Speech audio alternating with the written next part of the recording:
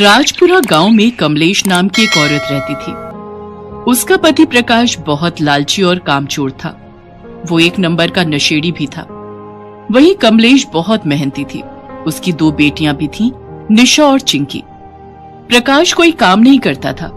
अभी 1 हफ्ते पहले ही उसे काम से निकाला गया था क्योंकि उसने मैनेजर के 20,000 रुपए चुरा लिए थे। उसकी ये हरकत कैमरे में कैद हो गई थी, जिसे देख मालिक ने उसे काम से निकाल दिया। पर प्रकाश को इस बात का बिल्कुल भी अफसोस नहीं था। वो तो उल्टा रोज शाम को अपनी बीवी से शराब पीकर गाली गलौज करता था और उसे मारता भी था। कमलेश ने इन्हीं सब के चलते अभी 4 दिन से ही गोलगप्पे बेचना शुरू किया था, क्योंकि घर चलाने के लिए उसके पास पैसे नहीं थे। प्रकाश को कमलेश का गोलगप्पे बेचना बिल्कुल भी पसंद नहीं था। एक रात को प्रकाश शराब पीकर आता है और घर में तोड़ फोड़ शुरू कर देता है।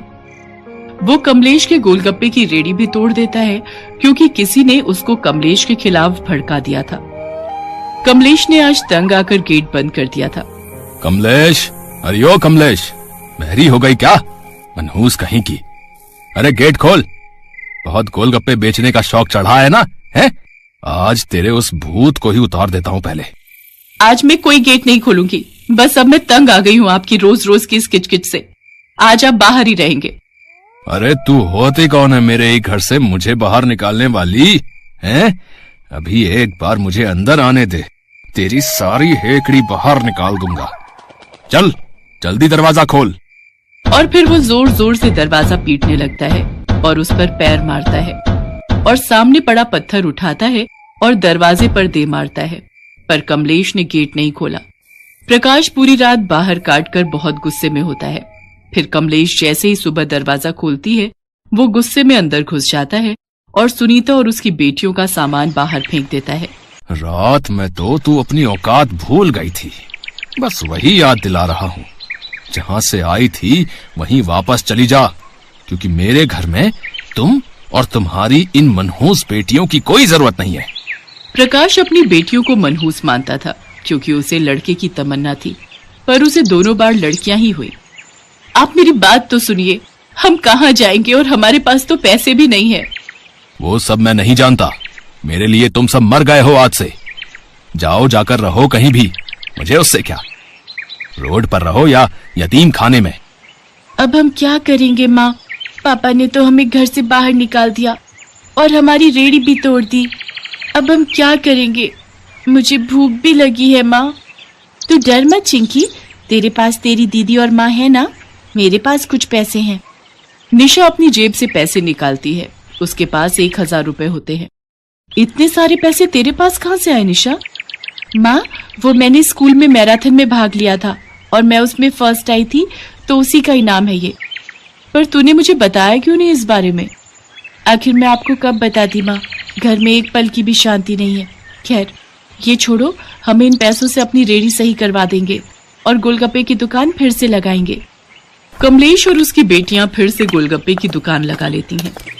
पूरा दिन बीत जाता है, पर 100 रुपए की बिक्री भी बड़ी मुश्किल से होती है।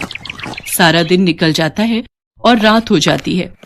उनके पास ना तो रहने की कोई जगह होती है और ना ही कोई पैसे, और मजबूरन उन्हें रोड पर ही सोना पड़ता है। लेकिन कमलेश हार नहीं मानती।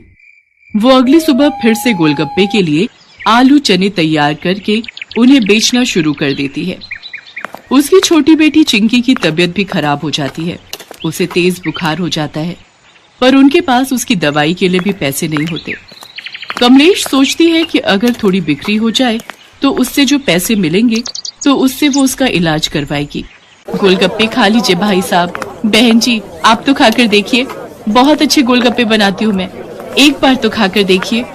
उसके गोलगप्पे कोई नहीं खाता। ये देखकर कमलेश का मन उदास हो जाता है। इतने में निशा वहाँ भागते भागते आती है और रोते हुए कहती है, माँ माँ माँ, वो चिंकी। तुम यहाँ क्यों आई हो? मैंने बोला था ना तुम्हें चिंकी के पास ही रहने के लिए। माँ, वो चिंकी ना उल्टी कर रही है और उसका शरीर बहुत तेज गर्म हो रहा है और वो ठंड से कांप भी रही है। तू यहीं रुक, मैं चिंकी को अच्छे से डॉक्टर के पास ले जाती हूँ। तुम रेडी छोड़कर कहीं मत जाना, यही हमारी रोजी रोटी है। तुम फिक्र मत करो माँ, मैं यहाँ सब संभाल लूंगी। कमलेश जल्दी से चिंकी को डॉक्टर के पास ले जाती है। डॉक्टर उसे भर्ती कर लेती हैं और उसकी दवाई के लिए बोलती हैं और अपनी फीस के लिए भी। मैं पैसों की व्यवस्था कहाँ से करूं? मेरे पास तो कुछ भी नहीं है। फिर भी वो डॉक्टर से हाँ कहकर चली जाती है।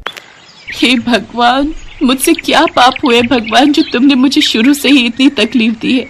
पहले तो इतना घटिया पति मुझे मिला, मैंने वो भी स्वीकार किया। उस नीच आदमी ने मेरी बेटियों को मनहूस कहा और हमें घर से निकाल दिया। मैंने तुझे कभी कहीं कुछ नहीं कहा, लेकिन आज तुझे मेरी सुननी होगी भगवान। भगवान, मुझे मेरी बेटी सही सलामत चाहिए। उसके इलाज के लिए मुझे पैसे चाहिए। मैं कहाँ से इतने पैसे लाऊं? मेरे पास तो जहर खाने के लिए भी पैसे नहीं है। कुछ तो रास्ता दिखाओ भगवान। निशा रो रही होती है और तभी निशा के कंधे पर कोई हाथ रखता है। बेटा, तुम रो क्यों रही हो? आंटी, मेरी बहन की तबीयत बहुत खराब है और उसके इलाज के लिए हमारे पास पैसे भी नहीं है और कोई हमारे गोलगप्पे भी नहीं खा रहा क्योंकि हम गरीब हैं। नहीं बच्चे, ऐसा नहीं कहते। गरीब नहीं हो तुम तो बहुत अमीर हो। इतनी छोटी उम्र में इतनी समझदार हो और इतनी अच्छी माँ और इतनी अच्छी बहन को पाकर कोई गरीब कैसे हो सकता है भला? तुम तो बहुत अमीर हो।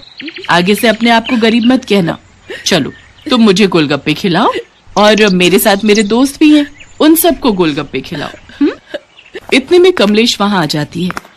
माँ देखो ना, ये आंटी हमारी गोलगप्पे खाना चाहती हैं, आओ खिलाओ इनको। और वो अपनी सभी दोस्तों को बुला लेती है। सभी गोलगप्पे खाते हैं।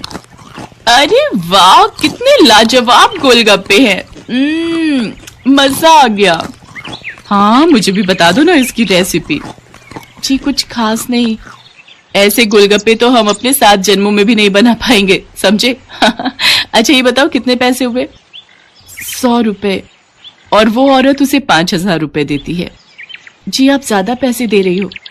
नहीं नहीं, बिल्कुल नहीं, बल्कि ये भी कम है आपकी मेहनत के हिसाब से। कुछ भी नहीं है। लेकिन हम ये नहीं ले सकते। लेकिन आपको तो ये लेना ही पड़ेगा और इसके साथ हमारे साथ भी चलना होगा।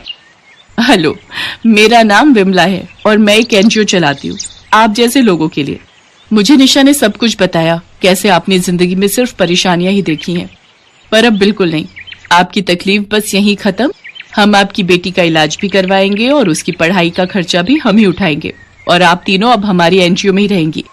हम आपके इस गोलगप्पे वाले स्टार्टर को और भी बढ़वा देंगे क्योंकि आप बहुत अच्छे गोलगप्पे बनाती हैं और गोलगप्पे के इस टैलेंट को ऐसे ही वेस्ट थोड़ी ही जाने देंगे। आपका बहुत बहुत शुक्रिया विमला जी। आपको नहीं पता आप हमारे लिए क्या बनकर आई हैं। आप हमारे लिए किसी भगवान या फरिश्ते से कम नहीं है।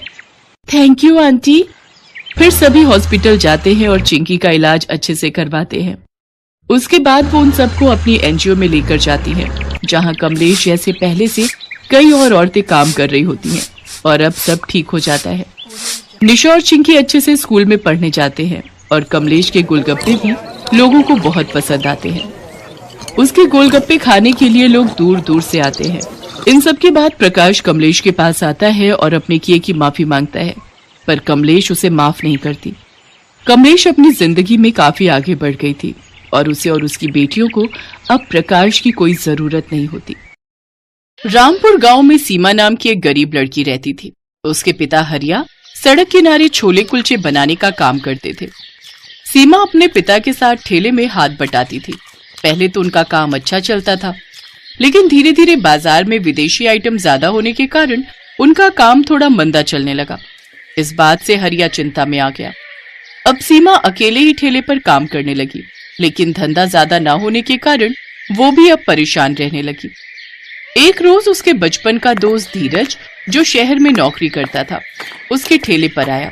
क्या बात है सीमा, बड़ी परेशान लग रही हो? क्या बताऊं यार, आजकल काम धंधा कुछ ठीक नहीं चल रहा। घर चलाना मुश्किल हो गया है।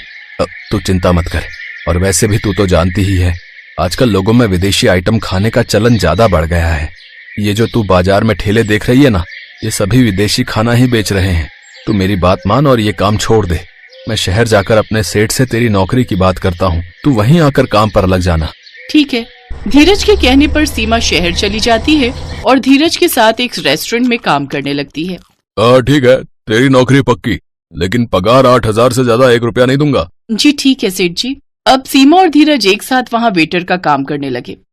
एक रोज उनके रेस्टोरेंट में एक कपल आया। सीमा उनके टेबल पर ऑर्डर लेने गई।